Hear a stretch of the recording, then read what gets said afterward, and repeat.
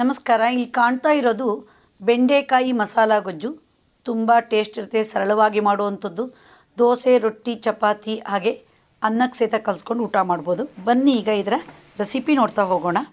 1/4 kg ಬೆಂಡೆಕಾಯಿ ತೊಗೊಂಡಿದ್ದೀನಿ. ಅರ್ಧ ಇಂಚು ಉದ್ದಕ್ಕೆ ಹೆಚ್ಚಿಟ್ಕೊಂಡಿದ್ದೀನಿ. 2 ಮೀಡಿಯಮ್ ಸೈಜ್ ಈರುಳ್ಳಿನ ಉದ್ದವಾಗಿ ಹೆಚ್ಚಿಟ್ಕೊಂಡಿದ್ದೀನಿ. ಈಗ ಈ ಗೊಜ್ಜಿಗೆ ಮಸಾಲೆ ರೆಡಿ ಮಾಡೋಣ. 1 ಕಪ್ಪು ಕಾಯಿ ಹೂವು, 6 ಎಸಳು ಬೆಳ್ಳುಳ್ಳಿ, 1 ಇಂಚು ಶುಂಠಿನ ಸಿಪ್ಪೆ ತೆಗೆದು ಸಣ್ಣದಾಗಿ ಹೆಚ್ಚಿಟ್ಕೊಂಡಿದ್ದೀನಿ. 2 ಸ್ಪೂನು ಬುಟಾಣಿ ಇದೆ. 2 ಬಾದಾಮಿ ಟೊಮೊಟೊನ ಸಣ್ಣದಾಗಿ ಹೆಚ್ಚಿಟ್ಕೊಂಡಿದ್ದೀನಿ. 1 ಸ್ಪೂನು ಗಸಗಸೆ ಇದೆ. ಲವಂಗ, ಚಕ್ಕೆ ಹಾಗೆ 1 ಸ್ಪೂನು ಸೋಂಪಿದೆ.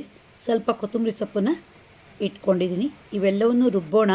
ಈಗ ಮಿಕ್ಸಿ ಜಾರಿಗೆ ಮಸಾಲೆ ಪದಾರ್ಥಗಳನ್ನು ಹಾಕಿದ್ದೀನಿ. ಅರ್ಧ ಲೋಟದಷ್ಟು ನೀರು ಹಾಕಿ ನಯಸ್ಸಾಗಿ ರುಬ್ಬೋಣ. ಮಸಾಲೆ ರೆಡಿ ಆಯಿತು. ಈಗ ಒಗ್ಗರಣೆಗೆ ರೆಡಿ ಮಾಡೋಣ. ಒಲೆ ಮೇಲೆ ಬಾಣಲೆ ಇಟ್ಕೊಂಡಿದ್ದೀನಿ. 4 ಸ್ಪೂನು ಕೊಬ್ಬರಿ ಎಣ್ಣೆ ಹಾಕಿದ್ದೀನಿ.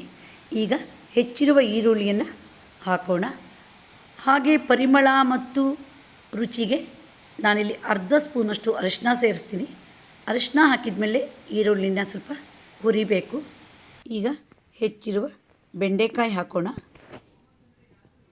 ಬೆಂಡೆಕಾಯಿನ ಸಣ್ಣ ಉರಿಲಿ ಲೋಳೆ ಹೋಗುವವರೆಗೆ ಬಾಡಿಸ್ಬೇಕು.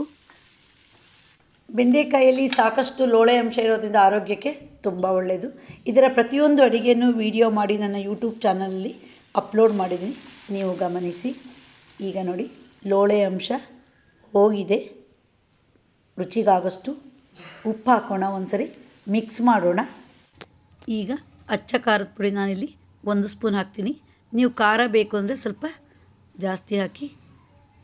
ಅಚ್ಚ ಖಾರದ ಪುಡಿನೂ ಸ್ವಲ್ಪ ಈ ಹೋಳುಗಳಿಗೆ ಹಿಡಿಬೇಕು. ಈಗ 2 ಸ್ಪೂನಷ್ಟು ಕೊತ್ತಂಬರಿ ಪುಡಿನ ಹಾಕ್ತೀನಿ. ಕೊತ್ತಂಬರಿ ಪುಡಿ ಹಾಕಿದ ಮೇಲೂ ಸ್ವಲ್ಪ ಚೆನ್ನಾಗಿ ಮಿಕ್ಸ್ ಮಾಡೋಣ. ಈಗ ರುಬ್ಬಿರುವ ಮಸಾಲೆ ಹಾಕೋಣ. ಮಸಾಲೆ ಗಟ್ಟಿಯಾಗಿ ರುಬ್ಬಿರೋದ್ರಿಂದ ಇಲ್ಲಿ 1 ಲೋಟದಷ್ಟು ನೀರನ್ನು ಈಗ ಹಾಕೋಣ. ನೀರು ಹಾಕಿದ ಮೇಲೆ ಒಂದು ಸರಿ ಮತ್ತೆ ಮುಗ್ಚೋಣ. ಒಂದೇ ಸರಿ ನೀರನ್ನು ಜಾಸ್ತಿ ಹಾಕಬಾರ್ದು, ನೋಡ್ಕೊಂಡು ಹಾಕಬೇಕು. ಈಗ ನೋಡಿ, ಮತ್ತು ನೀರು ಹಿಡಿಯುತ್ತೆ. 1 ಲೋಟದಷ್ಟು ಹಾಕ್ತೀನಿ. ಈಗ ರುಚಿಗಾಗೋಷ್ಟು ಉಪ್ಪು ಹಾಕೋಣ. ಹಾಗೆ ಒಂದು ಸರಿ ಚೆನ್ನಾಗಿ ಮಿಕ್ಸ್ ಮಾಡಿ ಕುದಿಯೋಕ್ಕೆ ಬಿಡೋಣ. ಉರಿ ಸಣ್ಣದಾಗಿದ್ದರೆ ಬೆಂಡೆಕಾಯಿ ಹೋಳುಗಳು ಉಪ್ಪು, ಹುಳಿ, ಖಾರ, ಮಸಾಲೆ ಚೆನ್ನಾಗಿ ಕುಡಿಯುತ್ತೆ. ಈಗ ಗೊಜ್ಜು ಕುದ್ದಾಯಿತು. ಗ್ಯಾಸ್ ಆಫ್ ಮಾಡೋಣ. ನೋಡಿದ್ರಲ್ಲ, ರುಚಿಯಾದ ಬೆಂಡೆಕಾಯಿ ಮಸಾಲೆ ಗೊಜ್ಜು ಮಾಡೋದು ಹೇಗೆ ಅಂತ. ನೀವು ಒಮ್ಮೆ ಟ್ರೈ ಮಾಡಿ ಇದರ ರುಚಿಯನ್ನು ಸವಿಯಿರಿ. ನಿಮಗೆ ಈ ವಿಡಿಯೋ ಇಷ್ಟ ಆದರೆ ಲೈಕ್ ಮಾಡಿ, ಶೇರ್ ಮಾಡಿ, ಸಬ್ಸ್ಕ್ರೈಬ್ ಮಾಡಿ. ಧನ್ಯವಾದಗಳು.